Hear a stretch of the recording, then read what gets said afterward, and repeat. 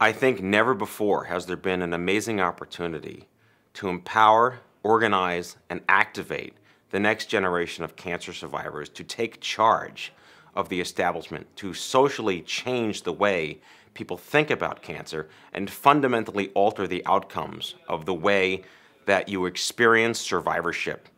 The young adult movement is powerful, it is energized, it is invigorated, it is a force to be reckoned with.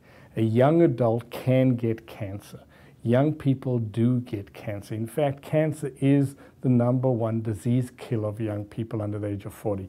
It is more people dying of cancer under the age of 40 than any other disease, and often the top 2nd, 3rd, 4th, and 5th can be added together and still numerically don't make up how many young adults are dying of cancer. So young people get cancer. How do we get an awareness to young people themselves that says, take yourself seriously, get to empower yourself by knowing your body, going out there and finding out when you've got symptoms, take them seriously. Find a physician who can answer the question, do you know how to treat a young adult with cancer?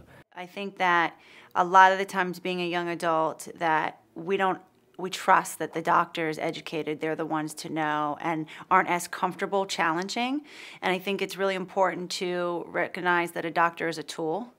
They're not the end all, and that you really have to have a voice and do your own research and think about what kind of life you want to have and ask the pertinent questions for you. We have to get away from not asking for second opinions and third opinions, and I think it's really important that if you don't hear something, if you hear something that you don't like, to actually, you know, stand up for yourself and ask for the second and the third opinion.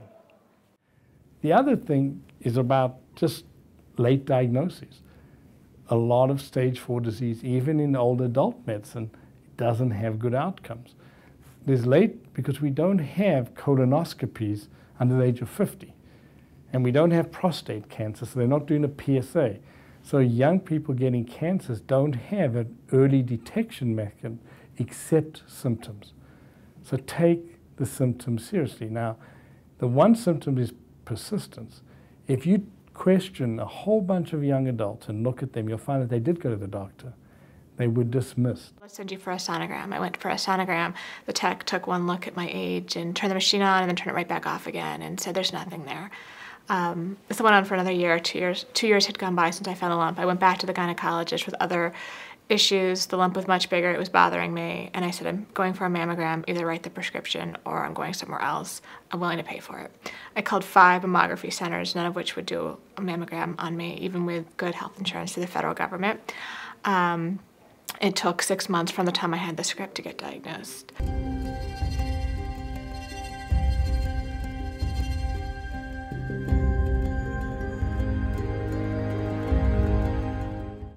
The survival rates for young adults with cancer have plateaued over the last 20 years. So when we look at that in terms of the diseases, what we do is we do aggregation of disease. So some diseases actually have improved and some we've had absolutely no improvement. What's the consequences of the cure?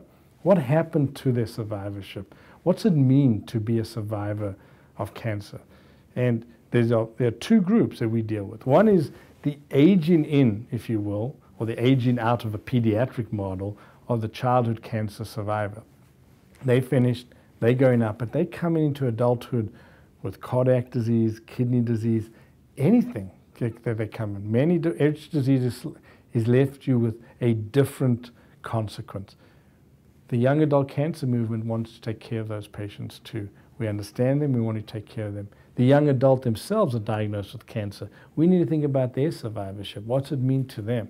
So if survivorship, according to the National Cancer Institute, starts the day you're diagnosed, that means that you need to think about what it's like if the person in front of you is going to be a survivor.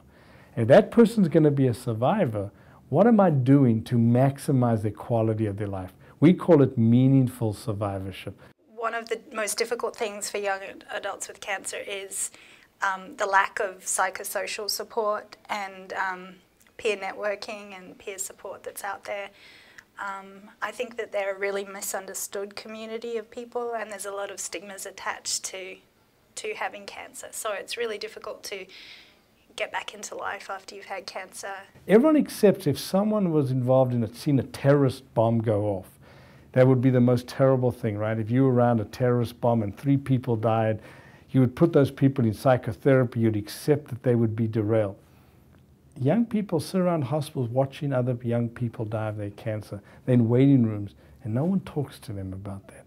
For the young adult going through the experience, the greatest challenge, I believe, is isolation. And going through the experience, just like I had, and feeling totally alone. I met 4 other young adults the whole time I was in treatment, and 3 of them died. So it's lonely to start with, and you can't find other people who share that experience with you. There's just nothing like talking to someone else who's been in the same boat. When you think about having cancer at that age, what's it mean when you're derailed? What's it mean? How do you get back up on your feet? Well, all the young adults I talk to are not about pity. They're not about pity. They just want a helping hand up. They can get back up, and we need to help them. We need to give a helping hand. Well, there's not enough resources for them. They can't find resources. All the charities are about older adults and all about the young kids. So how do we help? How do we give them psychosocial support? How do we help them? I remember calling organizations and asking for support and asking for resources, and oftentimes you'd get answers back that just didn't seem right. One organization that I called said, well, people your age don't get cancer.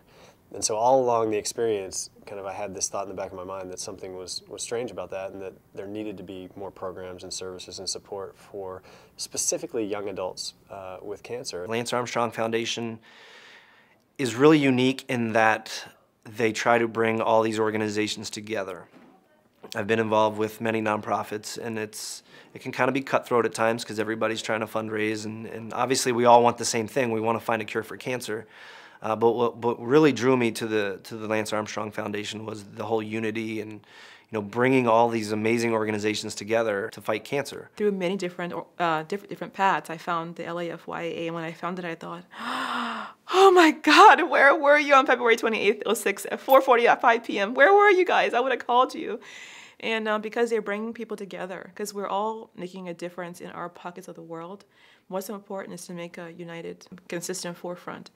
So it brings me and Johnny Immerman with Immerman's Angels, and Matt Zachary with I2Y, and all the other people. It brings them all together so that people can bring all those resources together in one place, and then it gives us consolidated and streamlined. Here's what to do when you go back to your home. And I think people deal with their experiences very differently. There are some people that want to jump right in right away. There are some people that need to cry in the shower for a little while before they are able to reconcile their new normal. I would say that they should at least be given the option to know that they're not alone. Here are all these resources that you're not going to know about because they're very hard to find, but they're extremely important. And you have an opportunity, again, like Doug Ulman would say, what Lance said, we're the lucky ones. You're a lucky one.